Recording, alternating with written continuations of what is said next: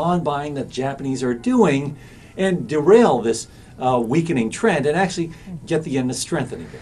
Yeah, I think it's the other way around, really. I think that the yen began strengthening last Thursday, and that is when we in the markets found out that that Japanese investors were not buying foreign bonds, but were sellers of foreign bonds. And so people had to rethink then everything they were thinking of how the Japanese were going to respond. And one of the big trades in the markets were people were using the yen as a funding currency. That is to say, they were short the yen and long gold, short the yen and long emerging markets, short yen, long dollars. And so when the yen began strengthening, people had to unwind these big trades. The squeeze. The squeeze. And so they got out of the short yen, they bought back the yen, and then they had to liquidate the other asset they had bought. Sometimes it was gold. Sometimes it was emerging markets. So these I think that there's a big unwinding of trades. And so I think that if the yen begins strengthening again, I think we'll see gold sell off again.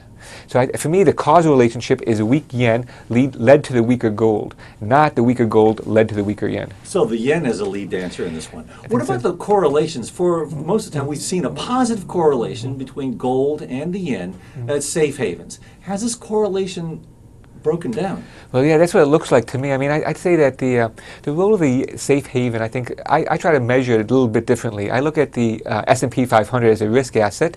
I look at gold as the hypothesized safe haven. And so ideally, you want to see these inversely correlated, but they're not.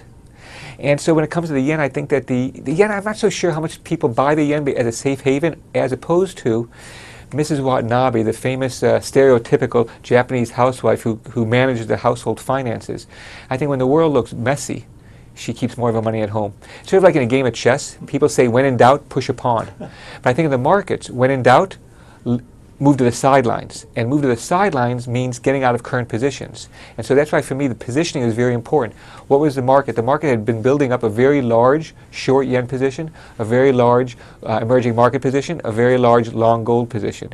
And so as the uncertainty came, whether it's because of the Japanese not responding like people thought to the BOJ policy, whether there's a weaker than expected U.S. economic data, people had to get out of their positions.